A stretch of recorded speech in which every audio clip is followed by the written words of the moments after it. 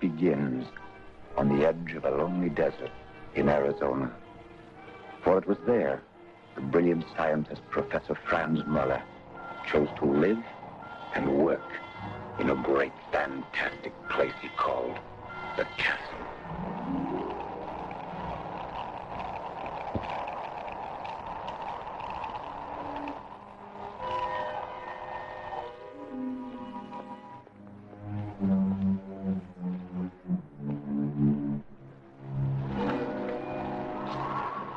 Professor Mueller, I was worried. Now, Mrs. Fame. You know what always happens when a professor runs into Phoenix for an hour. You have an interesting day, Professor? Quite, Mr. Cory. Thank you, Mrs. Fame.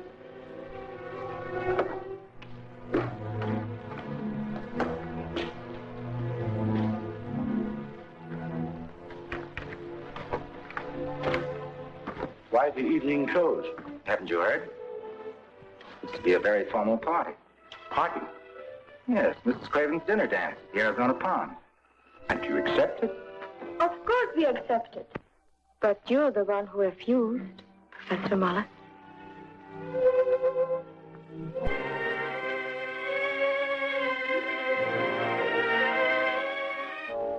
No, those things are not for me. Besides, I have some work to do. What have you there? Oh, Patrick, look. It's a monkey. It's sick. TB. Where did you find it? Bought it from an organ grinder. Think we can save him? Won't live through the night. Then where did you buy him? Oh. Yes, Janice, another experiment.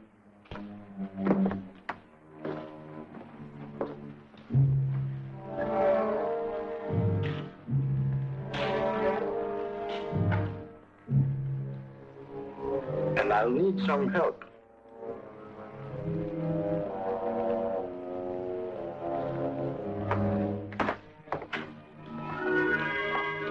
You won't give up, huh? Give up? Until I have proven that the animal and human brain can be kept alive even after death. I shall try and try again until I succeed, or shall die in the attempt. You already know you can keep the brain alive. I merely think I do. I've never succeeded yet. And if I could prove that, what do I know about the brain itself? Nothing.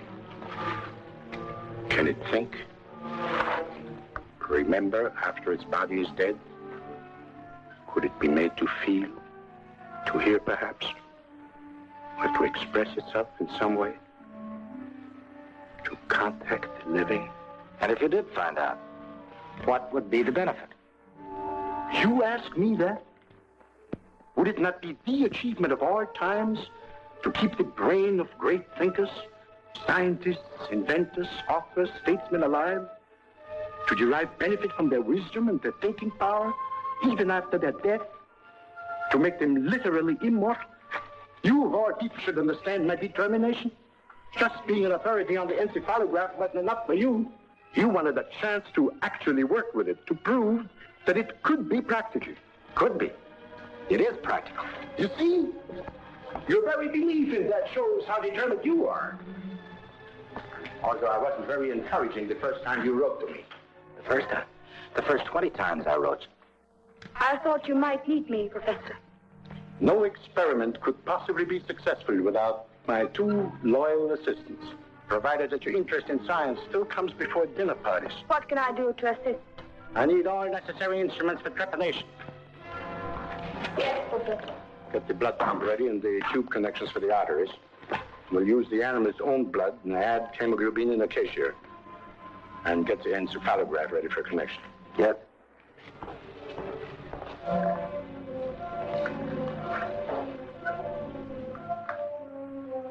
And don't forget the giggly saw. Giggly saw? It was Professor Mueller's contention that every living brain has an electric beat, which can be measured with an encephalograph or electric amplifier. A pump supplies blood to the main arteries in order to keep the tissues alive. As long as the brain functions, the pen records its beat and at the same time computes its strength. Well, you can see from these alpha and beta waves, beyond any doubt, that the monkey's brain is still alive and awake.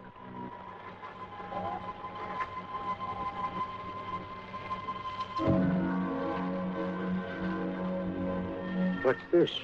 The waves have stopped. You died.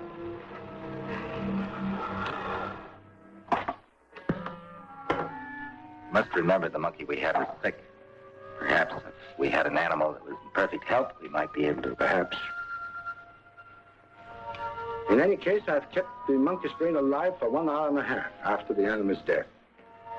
It is a tremendous step forward in my experiment. And what I did with the simian's brain, I could do with the brain of a human being, if I had one.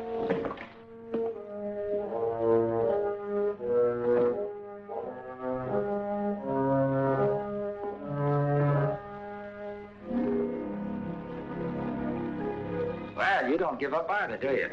You know, sir, it's been months since I was invited to a party. Well, you should be where they send invitations every night.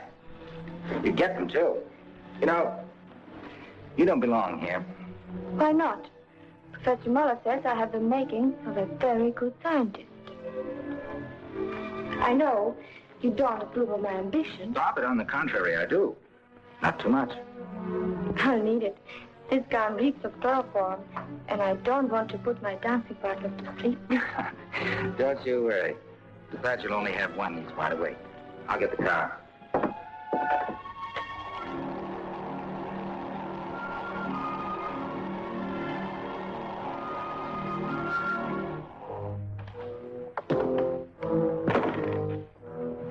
Yes, we are going to the party, in spite of you.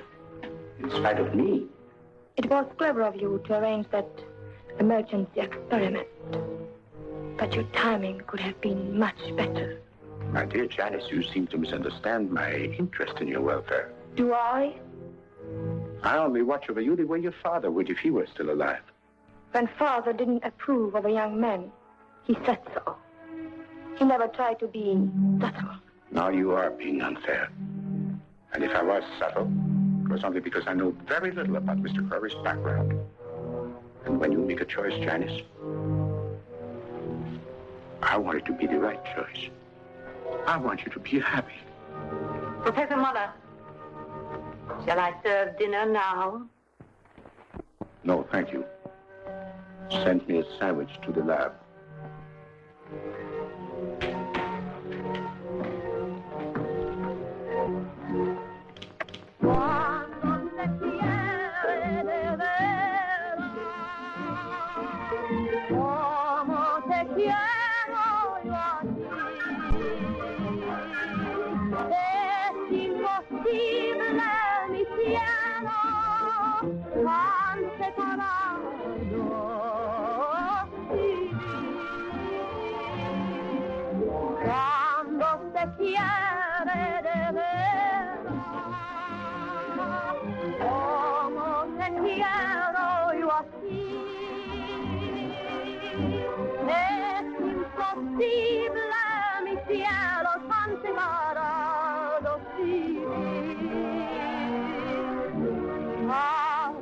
Separado,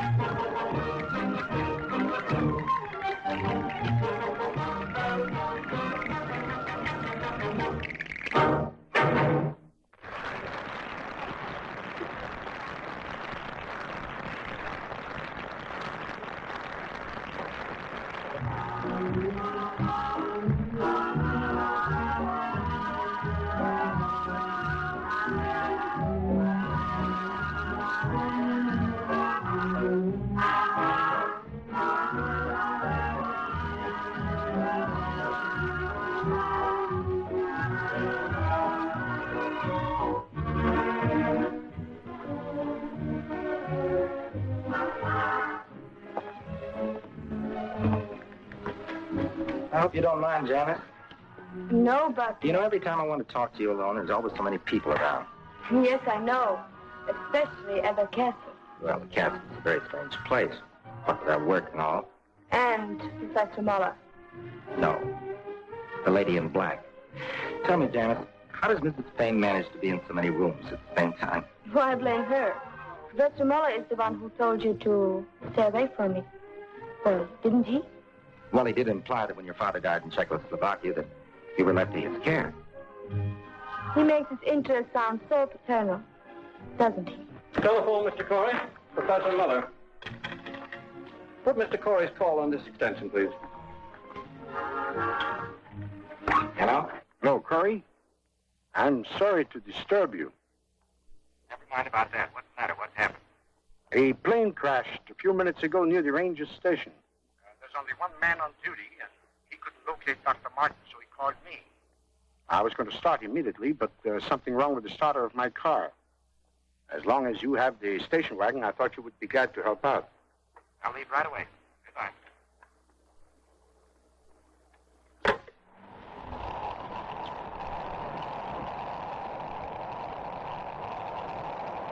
Oh, it's you, Cory. Quick. You better stay here, miss.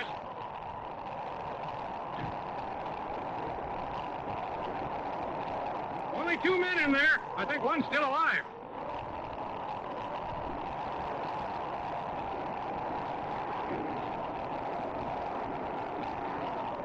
I brought a stretcher along.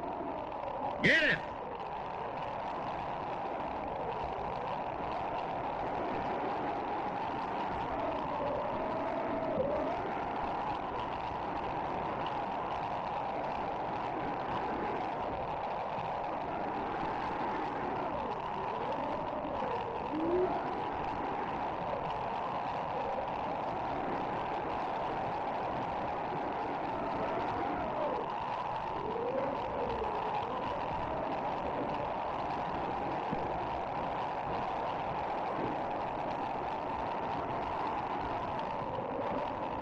I can't go with you. I'm the only one on duty here. Never mind about that. Just keep trying to get Dr. Martin. What'll I tell him? Tell him there's a chance to save this man's life. We'll be at the castle. All right.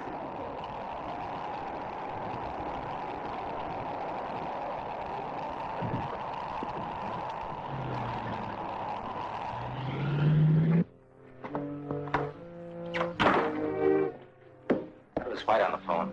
Said that Dr. Martin got your message. He's on his way over. His pulse is down to 38, slowing down with every second. Dr. Martin is here. Hello, Dr. Martin. Professor. My goodness, what a night. But it's always this way. Whenever we have a storm, I can depend on at least 3 calls. Tonight I have 4. There's still Mrs. Baxter up the road with a broken leg. Quite a place you have here, Professor Mueller. Looks like you have everything I'll need in case we have to have an emergency.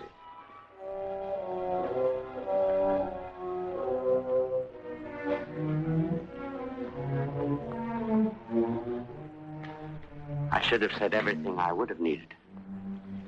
I tried everything I could think of. Ergotine, adrenaline, no reaction. I'll make all the necessary arrangements. Is there a telephone? There's one before you. I wonder if you'd mind getting my office. The night number is Desert 525. Yes. I suppose they'll have another case for me. It's Mrs. Baxter with a broken leg. Is there anything else we can do, Doctor? It would be a great help, Professor, if you'd fill out this death certificate. All right, Doctor. And bring it to my office in the morning. Gladly. Thank you, Professor. Good night. Good night, Dr. Martin.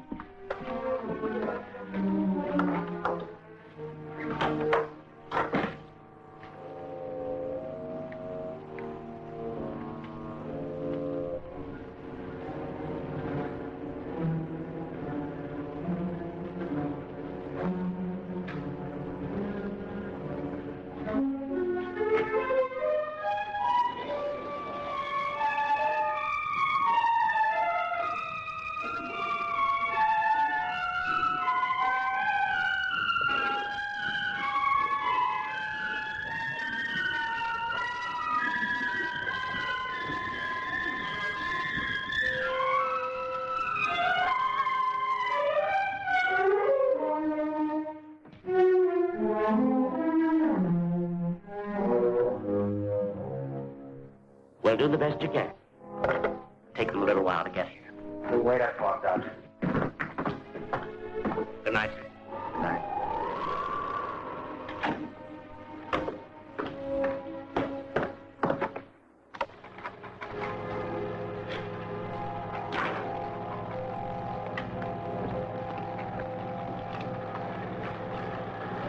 His brain is still alive. That's impossible. Look for yourself. Look at the waves. Look at the pulse.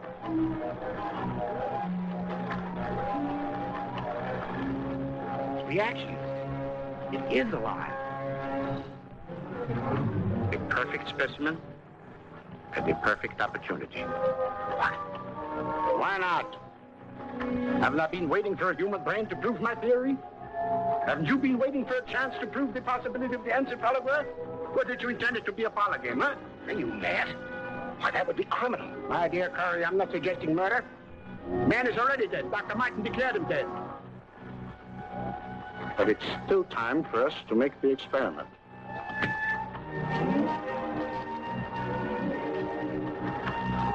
So sterilize the instruments. Sterilize? What for? The man is dead. I said sterilize the instruments.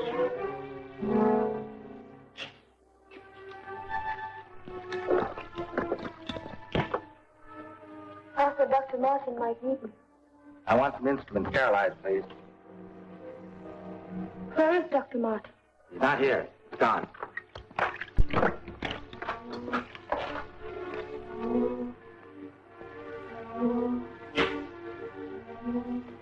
Professor Mueller is going to do a little surgery.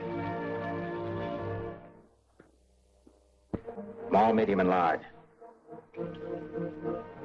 2 scalpels. 3 hemostats.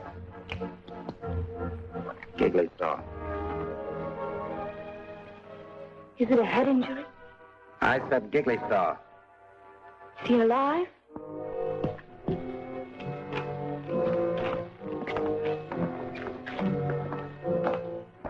Patrick, you didn't answer my question. No, Janice.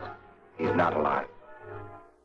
When you try to solve the mysteries of nature, it doesn't matter whether you experiment with guinea pigs or human beings. Instruments. Instruments!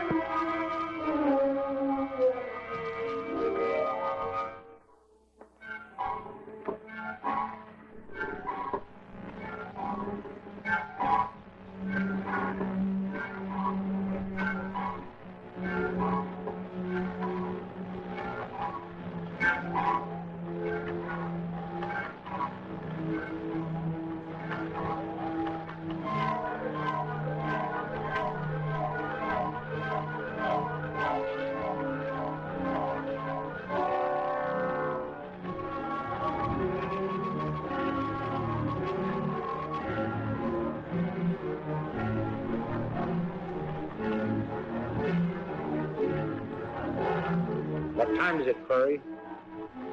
3:30. Janice, tell Mrs. Fame to make some strong black coffee, will you please?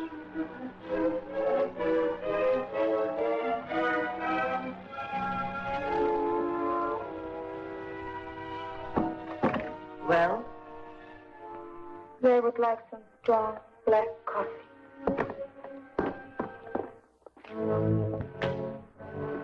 Oh, that reminds me. Fill this out, Cory, will you? Death certificate? Oh, yes. Dr. Martin left it. Who's going to sign it? Martin, of course. All I got to do is fill it out.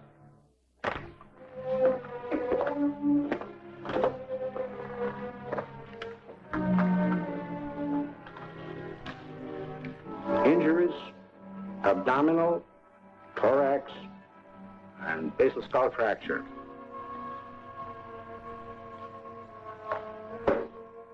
Cause of death, internal hemorrhage. Don't you realize what you did is against the law? It's illegal. Don't you realize it's what we did? Who was this man? Let's see.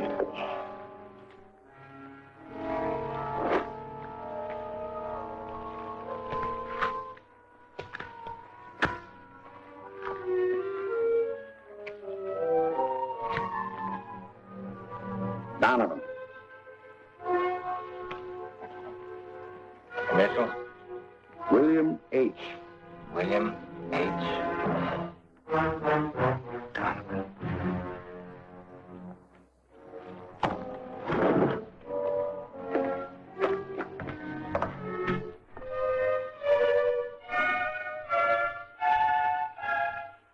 So you think it's just a matter of getting Dr. Martin to sign a death certificate, do you?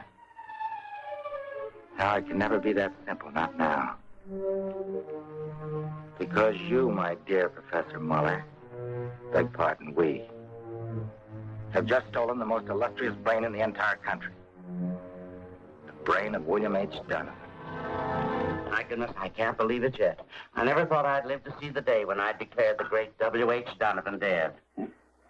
Yes, you're quite a celebrity, Dr. Martin. I don't like it a bit. Newspaper reporters calling all morning, people asking questions. Well, Doctor, I know you're a busy man, and as there's nothing else we can do... No, there's something else. Mr. Donovan's wife and his attorney are in the waiting room. They'd like to ask you a few questions. Of course. Another reporter, I'll bet you. Excuse me. Hello? I'm Professor Mueller. This is my assistant, Mr. Cory. How do you do? Well, I'm Eugene Fulton, Mr. Donovan's attorney. This is Mrs. Donovan, gentlemen. How do you do? How do you do, Miss Donovan? I understand from Dr. Martin that it was you who braved that storm to bring Mr. Donovan from the plane. Yes. I want to thank you, both of you, for everything you did for my husband. I regret we were unable to do more. Well, apparently there was nothing more that could be done. And we've received Mr. Donovan's wallet and his personal possessions. Since you were the last persons to see him alive, we wanted to know if... Yes. Did Mr. Donovan say anything before he died? I mean, did he leave a final message? He was in complete coma when we found him. And he never for 1 second regained consciousness. Is there anything else we can do? No, thank you.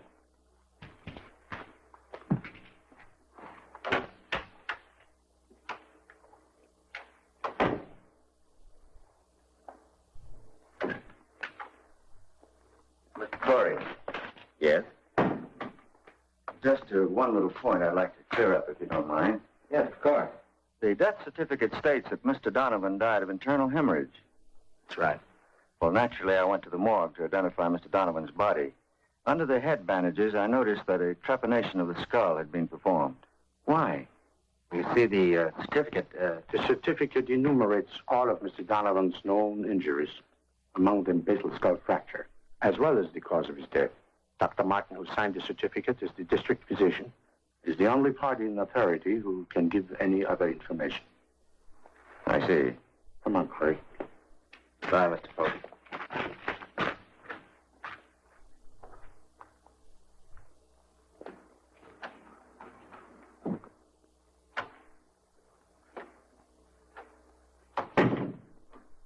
Well? Cory seems to know something. Something that Professor Mueller won't let him tell. Oh, nonsense, Jean. If W.H. did say something before he died, why would they want to keep it a secret from us? That's one of the things I want to find out. What do you say we miss the plane? A few hours more in Phoenix might prove very interesting. All right.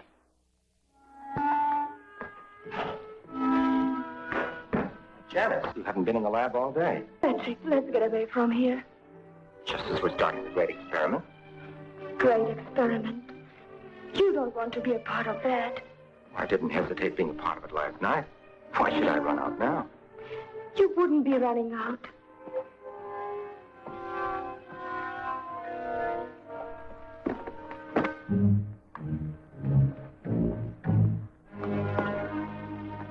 He can't stop you from going. I won't let him. Janice, what's the matter with you? We're not in the clutches of a great monster. After all, Professor Mueller has everything he wants. The encephalograph, Donovan's brain. Why should he keep me from leaving? Oh, no. Professor Mueller doesn't have everything he wants. Perhaps I didn't understand what you were trying to tell me last night.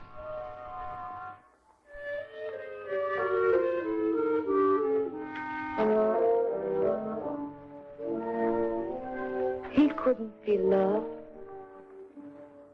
It's his sense of possession. Compared to what happens on the outside of the laboratory, the experiment is a pretty dull thing. Janice, we're getting out of here. Oh, Patrick. Not abruptly, of course, but as soon as we can. I think I'll go in there now and start breaking the news gently.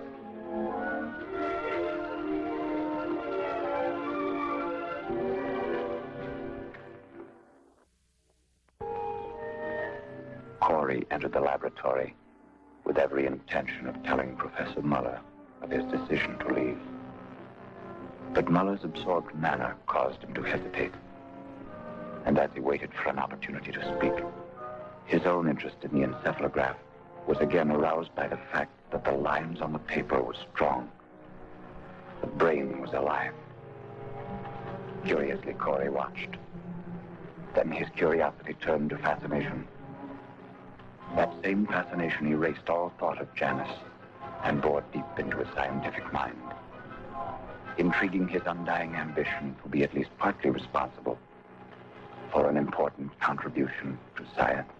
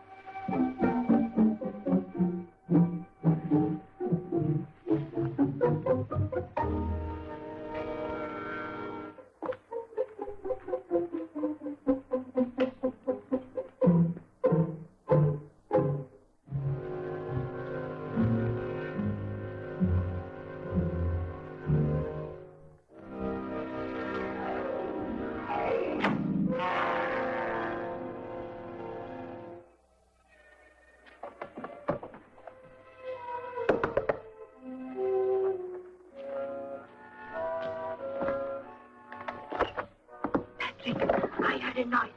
When I came down, someone was just closing the door.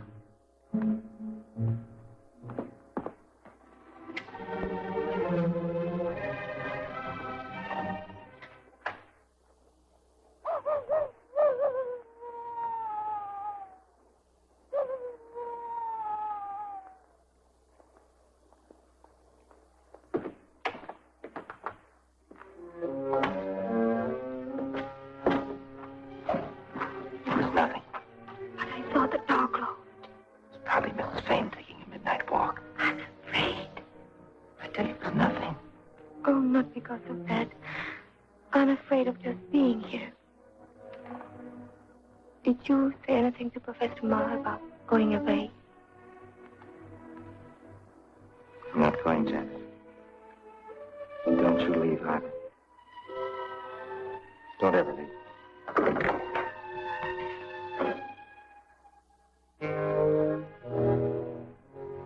I heard a noise outside, so I called Patrick. I went out and took a look around. Oh, is that all? I thought someone was tampering with the brain. Good night, Janice.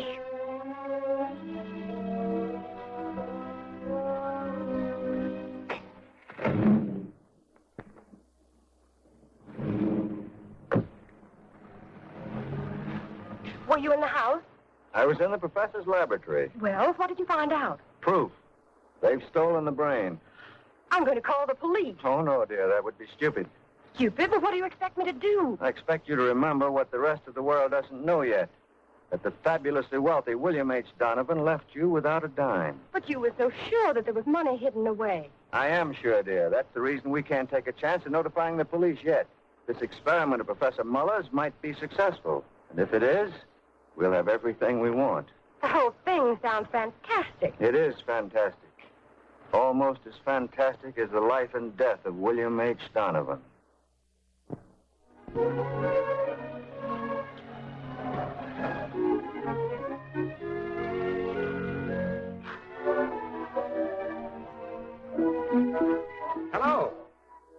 Patrick.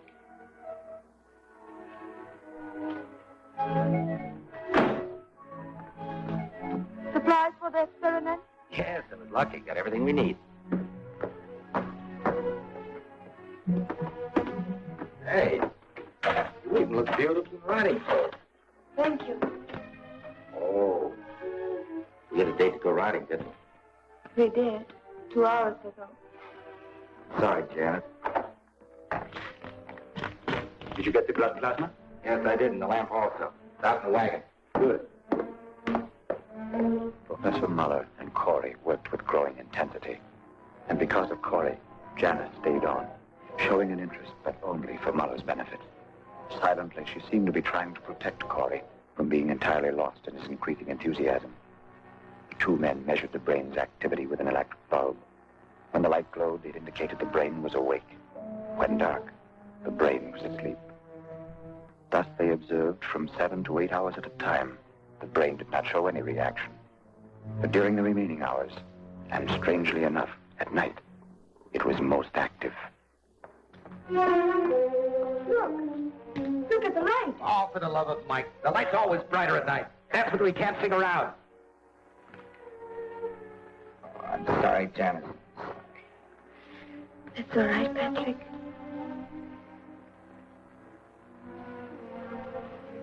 Yes, it is strange. You know, if we only knew something of Donovan's habits, we could do some research on the man. Good. Call up the Excelsior Shipping Bureau. Have them send us every word that has ever been printed about William H. Donovan. Here it is. Here's the reason. In this interview, Mr. W.H. Donovan says, "It has always been my habit to use part of the day for sleep, because I work better when the rest of the city has retired, in those still silent hours after midnight." This explains what you wanted to know, doesn't it? That explains the light. But the greatest question still remains: find ways and means of communication with the brain.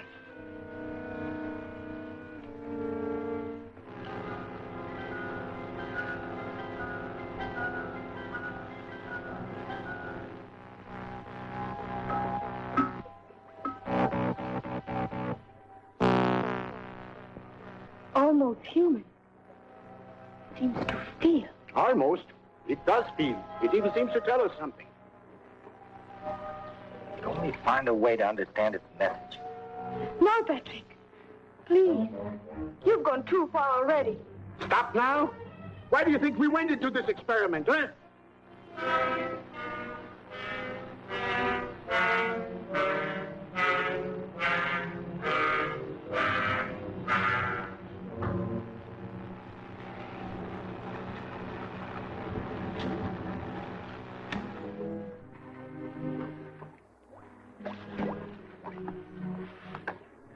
You know, if we could figure out a way to contact the brain through Morse code. What makes you think Donovan knew Morse code, huh? I don't care whether he did or not. He could be taught. A brain that could think and learn. And even if it could understand, how could it answer us? We can't decipher these waves. No, that's right. There's no way of decoding it. What about telepathy? Telepathy? Why, yes, it's not impossible. We know positively that every human brain produces and discharges microwaves which travel through the medium of air until they reach other brains in a receptive state. On the same principle as radio waves sent by a transmitter are received by radio sets. Yes, but how could we apply that theory to this? If we could strengthen the brain, overfeed it, so to say, the electrical output would increase, which would favor telepathic transmission. But I still say, how could we apply? The medium, someone who would be able to make his own mind an absolute blank.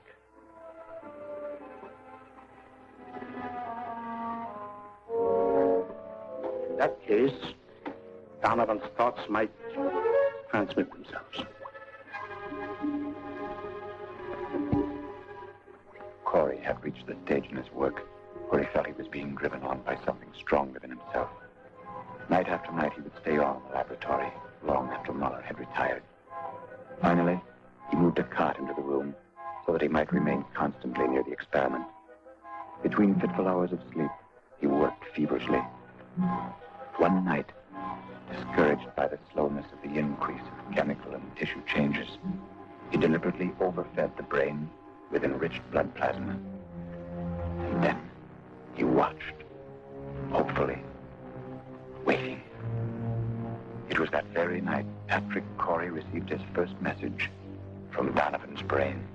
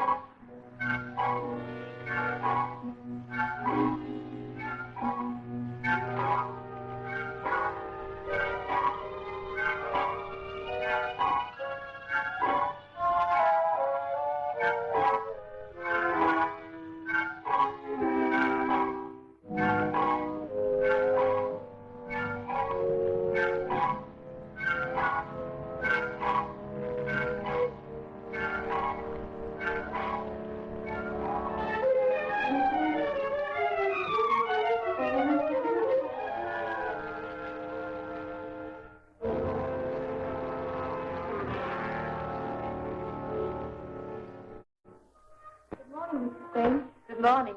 Mr. Cory? Yes?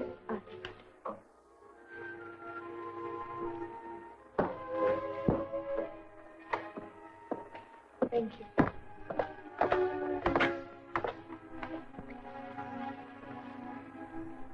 Patrick! Patrick! Wake up!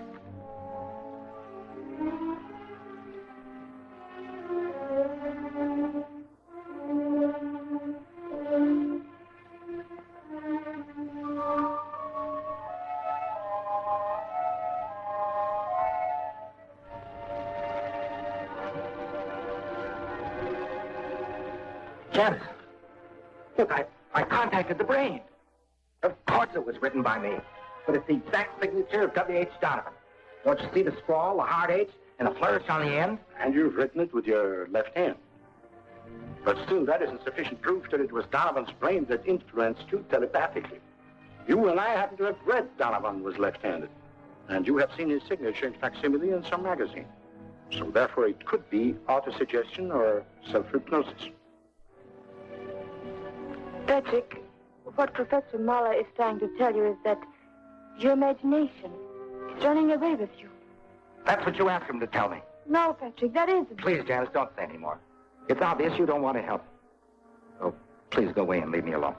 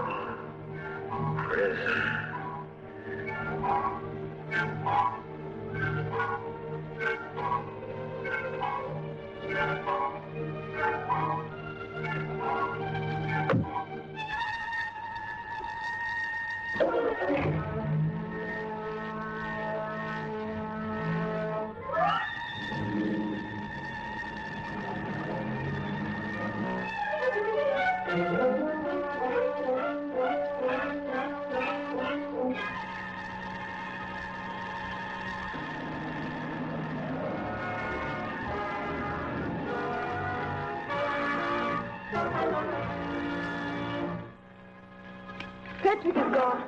I've got to stop him. Perhaps he received another telepathic message. Please do something. I put some morphine into the bloodstream. It will stop the brain activity for quite some time.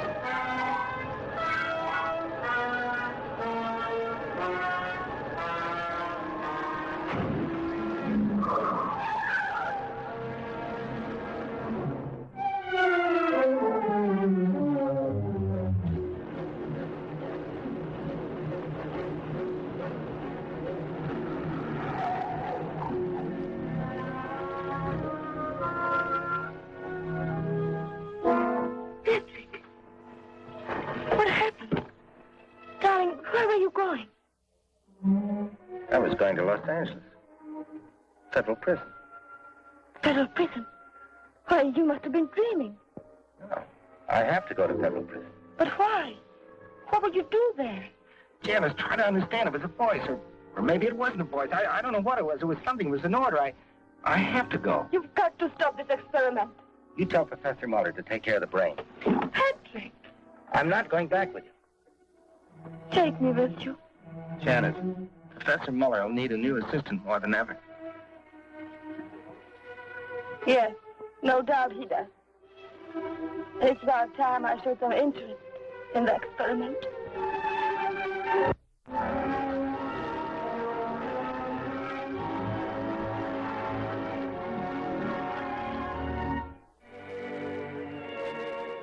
Mrs. Donovan will see you in the library.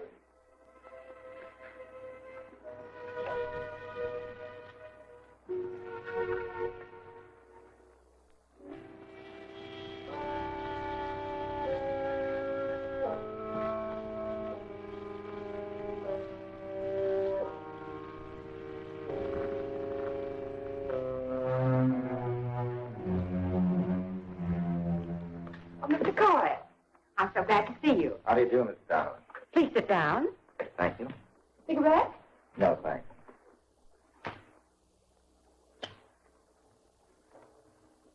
I suppose you've read the papers. Yes, I have. It's absurd, the ridiculous things they're saying about Mr. Donovan. Mrs. Donovan, I've had something on my mind that I think you should know about. Yes? It's about Mr. Donovan's last words. Then he did say something. Yes. There were 2 words he kept repeating. 2 words?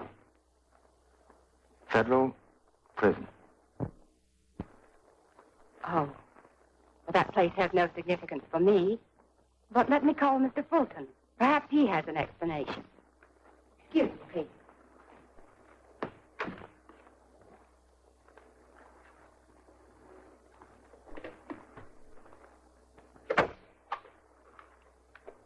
Therefore, I find it impossible to give you a definite answer at this moment.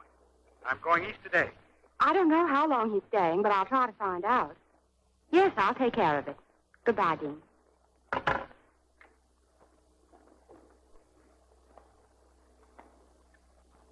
On my return, I'll discuss your letter at the next meeting of the Board of Directors. Oh, I apologize, Mrs. Donovan. When I saw the dictograph, the temptation to hear your husband's voice again. I can understand, Mr. Cory. I spoke to Mr. Fulton. Yes? He has no explanation to offer. Well, I'm sorry I bothered you, Mrs. Donovan. Goodbye.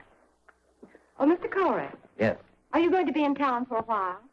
just a couple of days. Why not have dinner with Mr. Fulton and me tomorrow evening? We'll pick you up at your hotel. Shall we say at 7:30?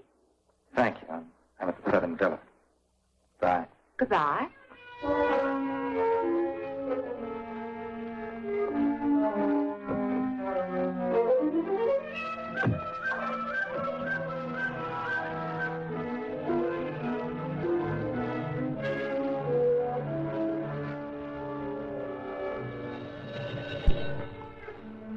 Yes? Ready with your call to Phoenix, Mr. Cory. Just a moment, please. Thanks. Hello? Hello, Janice. This is Mrs. Bain.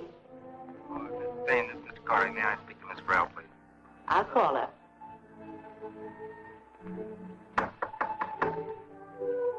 Yes?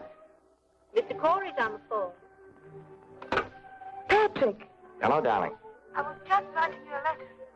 I didn't know where to send it, but... I'm coming home tomorrow. Oh, that's wonderful. Did everything come out all right? I'll tell you all about it when I see you. I should be there about noon. Don't leave now, in the middle of the night. Please. I thought you wanted me to come home. Oh, yes. Yes, I do. You know that. But you must be careful. I will, darling. Goodbye. Good night.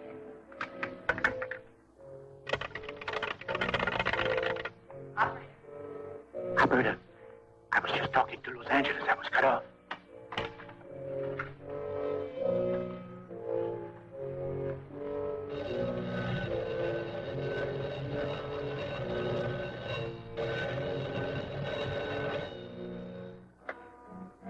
Hello? I've just heard your plans. It seems you're very willing to sacrifice everything we've been working for. They're coming home now. Well, I did have a chance to hear Donovan's voice over the dictograph, and it was the same voice I heard last night, and that was all. I haven't been able to contact the brain since. No wonder. I've administered some morphine to the brain after you left. Naturally, it was in no condition to contact you. In fact, it is still sleeping soundly. Well, in that case, I hadn't better hurry home. It would be only fair of you to stay at least another 24 hours to give the brain a chance to contact you again. Janice is expecting me. I better let her know. Don't worry. I'll explain everything to Janice. And call me if you have any news. All right, Cory. Good luck. And good night.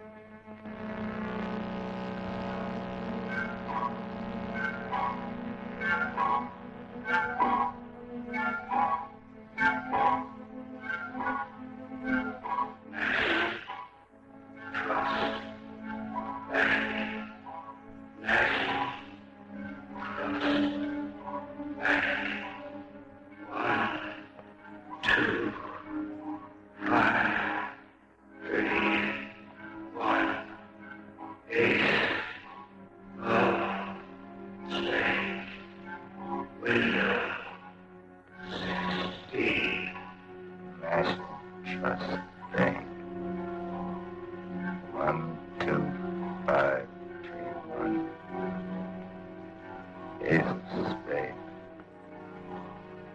Window 16.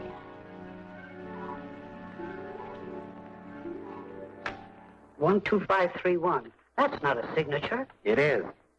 Make it $1,000 bills. One moment, please.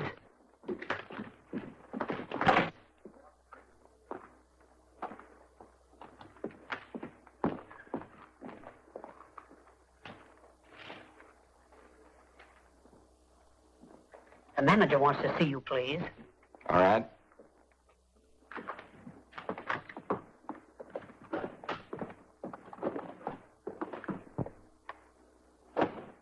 My name is Phipps. I'm Patrick Cory.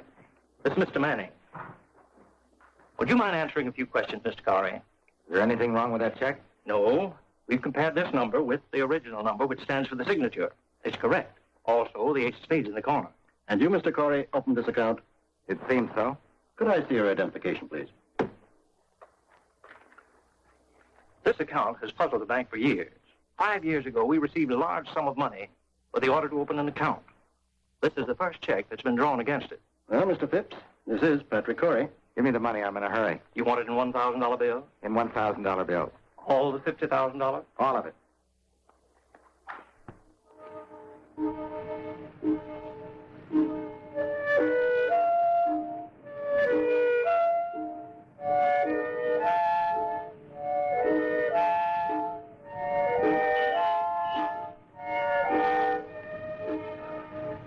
The same strange impulse that forced him to go to the bank, sign a check with a peculiar signature, take money that wasn't his, now held Cory captive as he walked along. What should he do with the money? He tried to blot out his own thoughts so that the brain could prompt him. And then, quite suddenly, it did. Instead of crossing the street, Cory found himself turning in another direction. Mr. Cory, I didn't expect the pleasure of your company until this evening. I'm sorry I haven't time for social obligations. I came here strictly on business. Sit down, won't you? What can I do for you?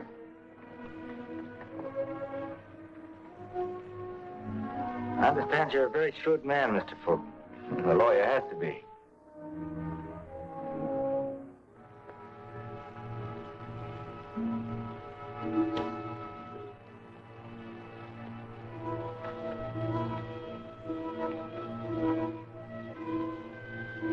I want you to get a man out of federal prison. That sort of thing isn't so easy. I know.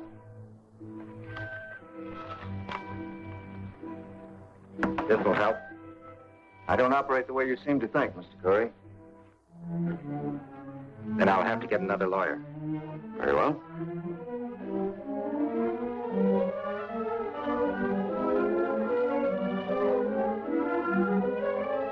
But don't you want to tell me first whose case it is you wish me to handle?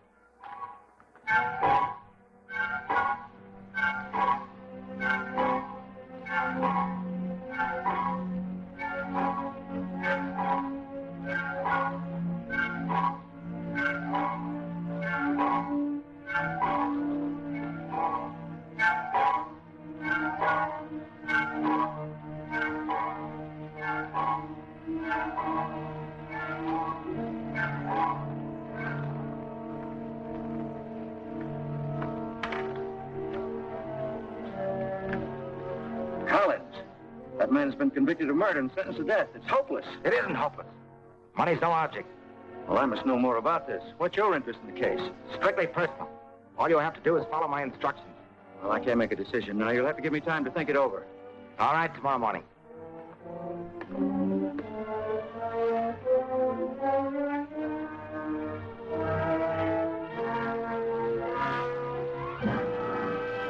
I want to see Collins. Can you arrange it? I'll try. I said arrange it.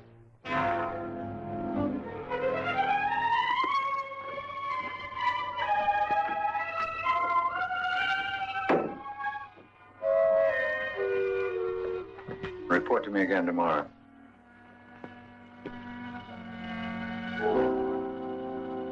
Have Roger Collins brought to my office. It's so surprising that an attorney like Eugene Fulton would take over such a hopeless case. Did he say that he was? No. Then why do you say that? The arrangements for your visit were made through his office. You have no right to assume that he's taking over the Collins case. Why,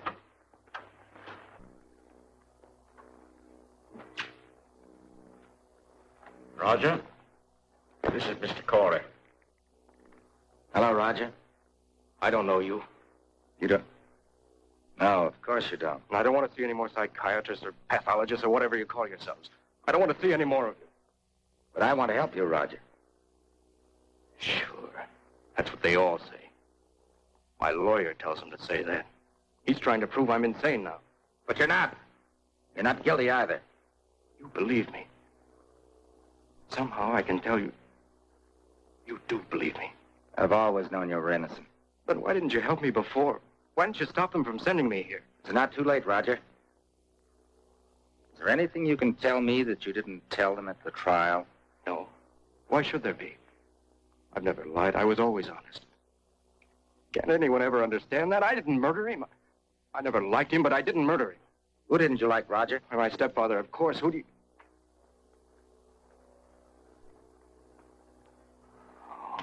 that's it. You're a psychiatrist after all.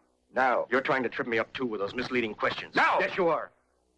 You're trying to make me out insane. It's that lawyer again. He doesn't think I should hang, but he wouldn't hesitate to put me into an asylum. Well, tell him I won't go. I don't want to go. I'd rather be dead.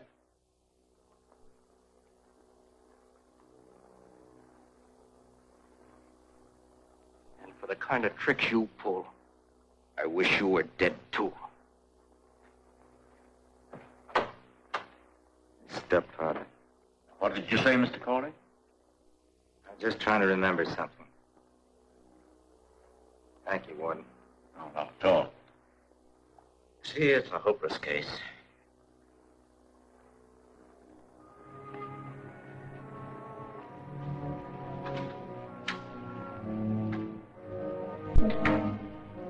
His mission had failed. But from this moment on, Donovan's brain took possession of him without respite. As Cory walked along, the voice came to him, urging, demanding, echoing back from the stony walls of the prison corridor. Say, he innocent. Say, he's innocent. Say, he's innocent. Say.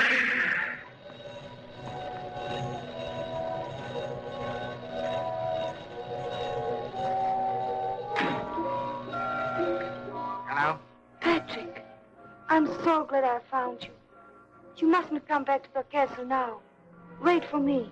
Don't annoy me with your stupid ideas. Let me talk to Mueller. I don't want you to talk to him. Anyway, he's locked himself in the laboratory. But I know he keeps filling the brain, giving it more and more time, so that... Patrick!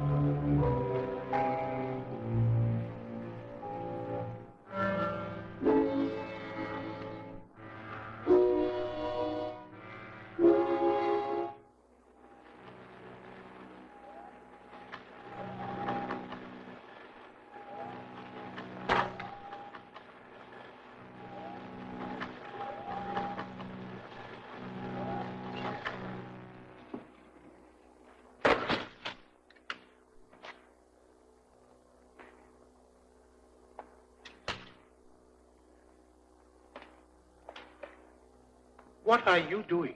I turned it off. The brain is dead. Patrick is free. Patrick is free.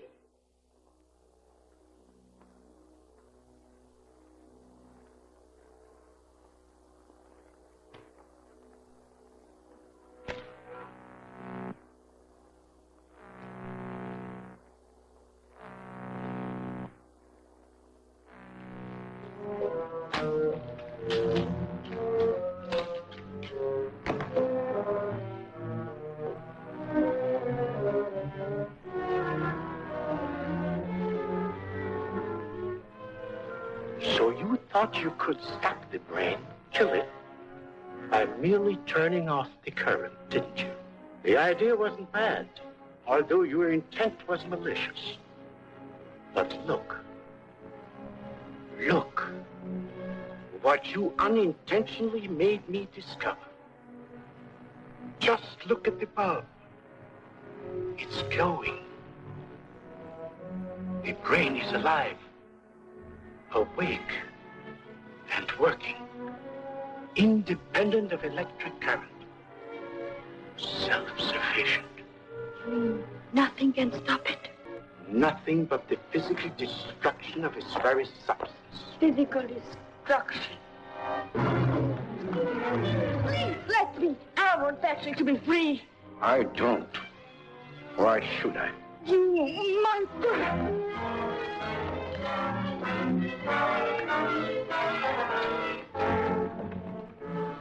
Your things are in the car. Hurry. You mean you gave me the key too? Yes, get out of here. Hurry.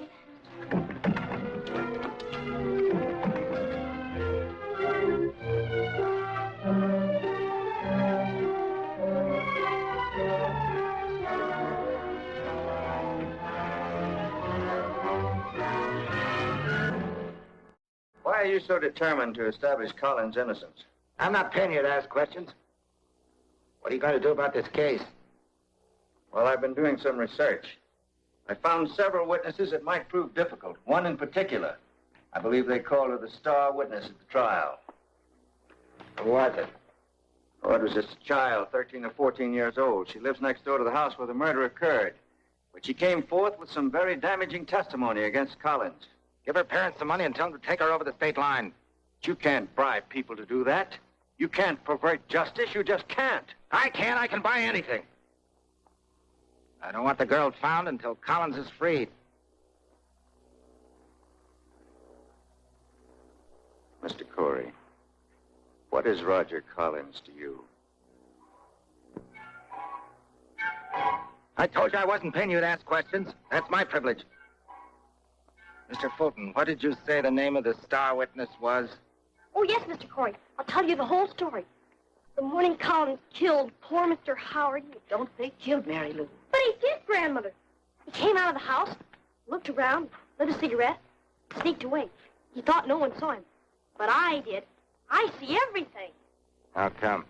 When I'm grown up, I'm going to be a detective. You know, they're hiring girls now. Imagine, Mr. Cory, the crazy ideas the young folks get these days. When I was young, we thought of other things. Why not? She might make a very clever detective. Well, there's one thing I must say for Mary Lou. She has an amazing memory. Why, only just yesterday, she remembered something else. What was it? Well, after he stood there and lit his cigarette, he picked a flower and stuck it in his buttonhole. Why didn't you tell that to the prosecuting attorney? Well, I was just telling you, she only just remembered it yesterday. That's what the girl told. That makes her our star witness. I ask you, would a murderer after committing such a crime stop and pick a flower for his buttonhole? In a premeditated murder, it has been done. Not Collins. He's not the type. How can anyone tell what's going on inside a man's brain? Are you his lawyer or prosecuting attorney? It's a new clue and a sound one. Anyway, it gives us a chance to reopen the trial. Now, look, Cory, if this could be used as evidence against Collins, it might mean something. But as evidence for him, believe me, it means very little. I just gave you another $5,000, and I'm not paying you for nothing. I want action. I'm working on it. But I must use my own methods. Now, tonight, Mr. Grimes will call on you. He can be trusted. Follow his advice. Come in.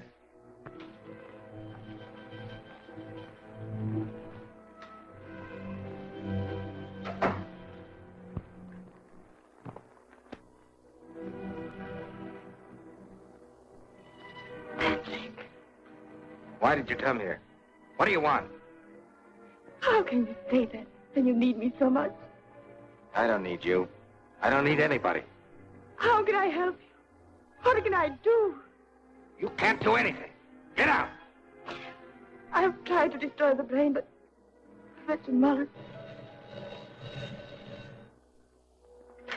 Yes? Right one. Send him up. Who is it? Stop asking so many questions. Go on in there. Go on.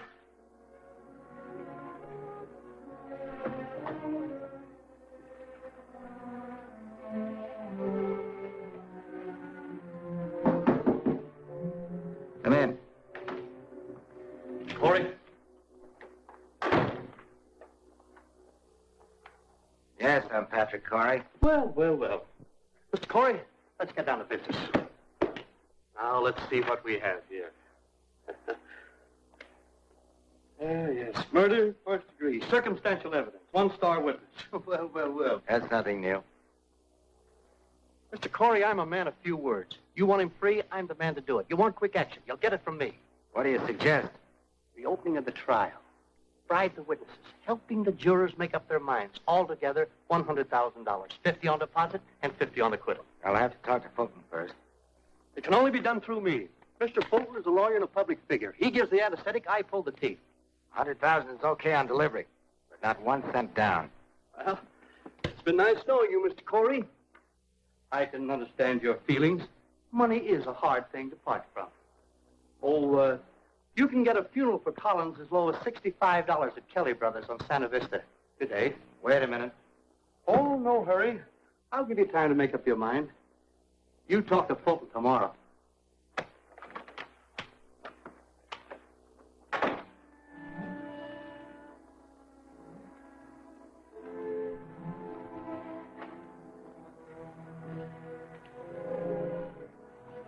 It isn't you who's doing all these terrible things. It can't be you. Patrick, can't you see you're beginning to think like Donovan? Just like being hypnotized. Wake up. Please wake up. So you've been listening, huh? That's why you came here, to interfere, wasn't it? I came here to help you. And that's what I'm going to do. Somehow.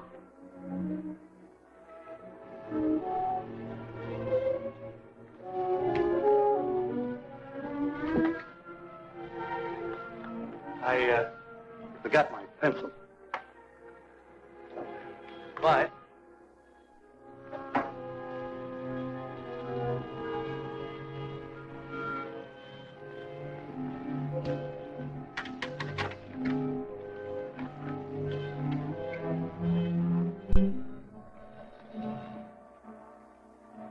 Hello?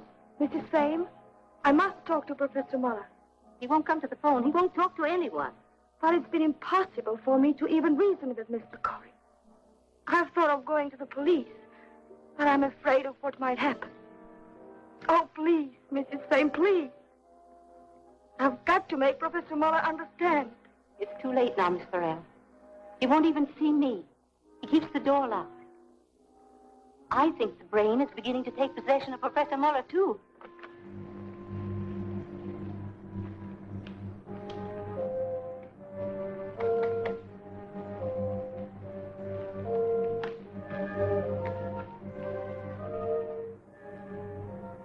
Sudden interest in Miss Farrell's welfare is really most touching, Mrs. Payne.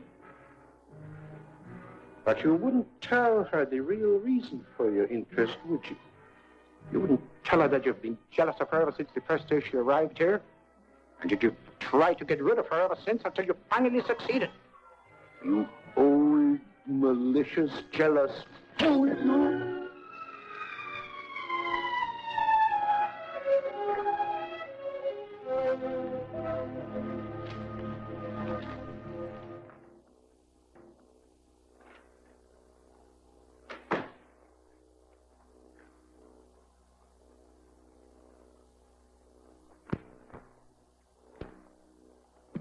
Ah, perfect timing, darling. Not on your part. I had these ready 15 minutes ago. Well, Grimes was a little late. However, everything is coming along splendidly. He'll pay? Oh, yes, and he'll pay more. Are you really reopening the trial? Certainly. But what if Collins can prove his innocence? It'll never come to that. The young lady has arrived. A young lady? Grimes seems to think it's Cory's fiancée. Will she complicate matters? Oh, no. On the contrary. Strange. The man in the possession of Donovan's brain doesn't know that the boy about to die is Donovan's own son. I want results. I paid Grimes all the money he wants. Now I want action. I can't understand how a man with your background can lose his balance so easily. Have you seen the morning papers? No. Well, look at that.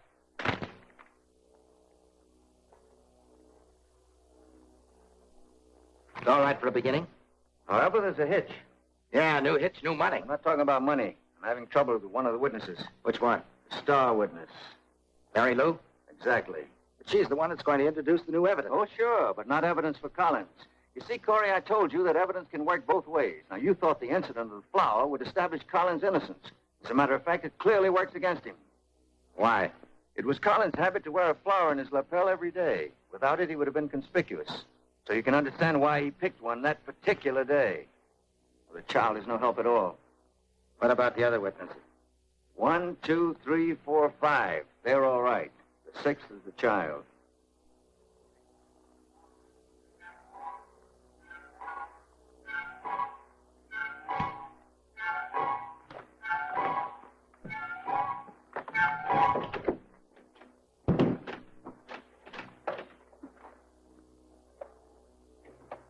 That was Mr. Cory. Yes, I know. But you said you were waiting to see him. I've changed my mind. I want to see Mr. Fulton. Immediately. What is your name, please? Janice Farrell. Miss Janice Farrell to see Mr. Fulton. Send her in. Yes, Mr. Fulton. Go right in, Miss Farrell. Thank you.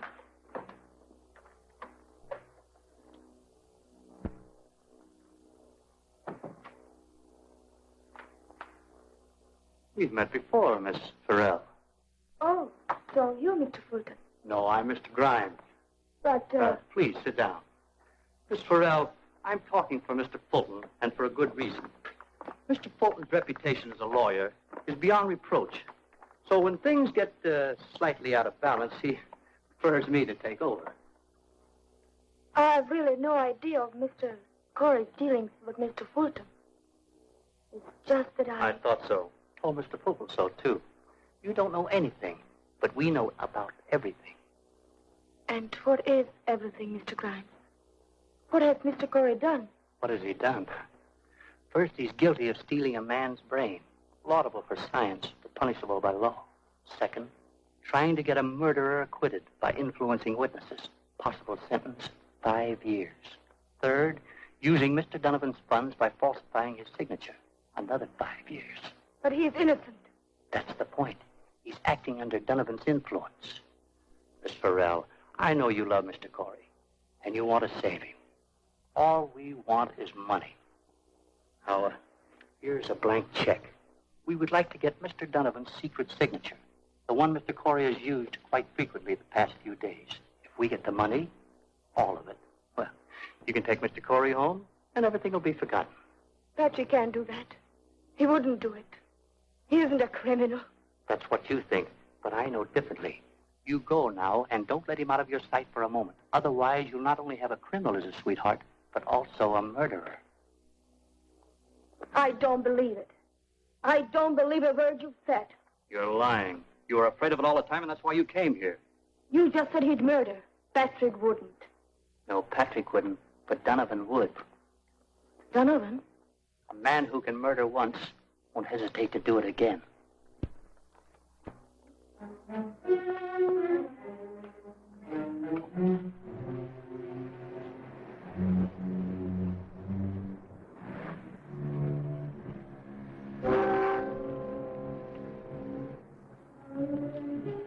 I want you to come with me. I said come with me. Where to? Where are we going? I want you to meet someone.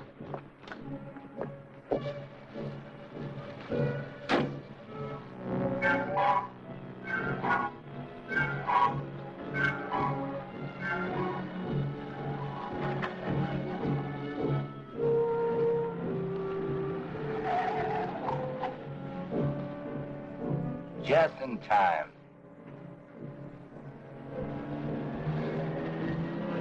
I don't see anyone. You will. Wait. Who? Harry Lou.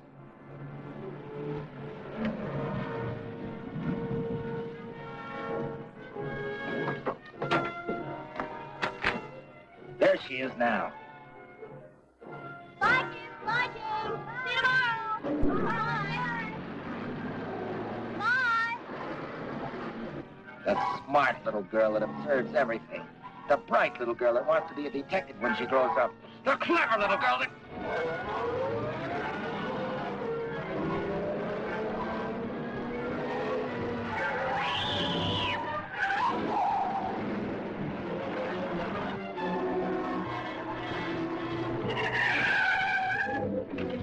That's the last time you'll ever get in my way. You're trying to hang him, too, and he's innocent. Patrick. Don't you remember who you are? You're conspiring with Fulton. Fulton's conspiring with Grimes. You're all in my way. You're all my enemies. We're not your enemies. You saw the world in the wrong focus. You believed we were against you. It was not true. Believe me. It was just an obsession, Patrick. I'm not Patrick.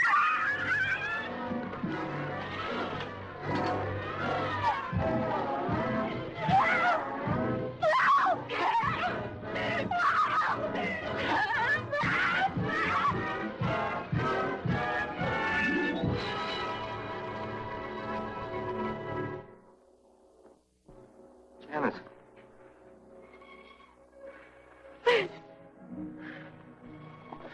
Patrick, you're free. I'm not free. Take me back to the castle. You see, Fulton always knew that Collins was innocent. So did Mrs. Donovan. They didn't want another heir because in the event they could use Donovan's secret account. Another heir? Yes, you see, Collins was Donovan's son by a former marriage he didn't tell anybody about. Well, Howard knew because Howard acted as Collins' foster father. And who is Howard? The murdered man. He was Donovan's secretary. He knew all about his detours to power. So it must have been Donovan who actually committed the murder. But why did Donovan kill Howard? Because he wrote the life story of Donovan, and Donovan didn't want it published. Well, he made him an offer, and Howard turned it down.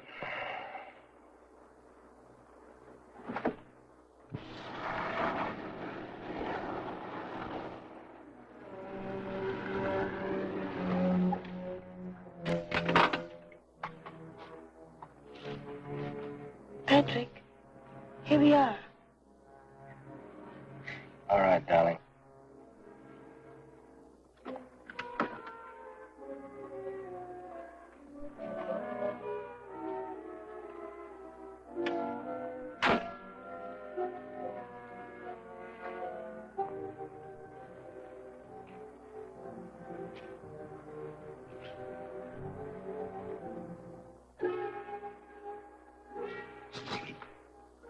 What about the brain?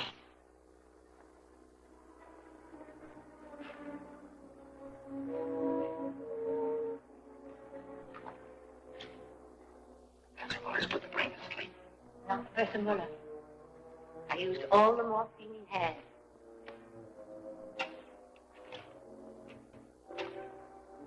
What time? About 2 o'clock this afternoon. That was But Patrick, if the brain is asleep, that means... time to put an end to it. No, Mr. Curry. Not yet. Not when we're so close to success. I don't want any more. I've had enough. It isn't a question of what you want. Your little experience in Los Angeles was just the beginning of our experiment. It's your experiment. You're the one who... Please, please, I want to be free. I want to be free to live my own life. Yes, free to be with Janice. Yes, yes. No!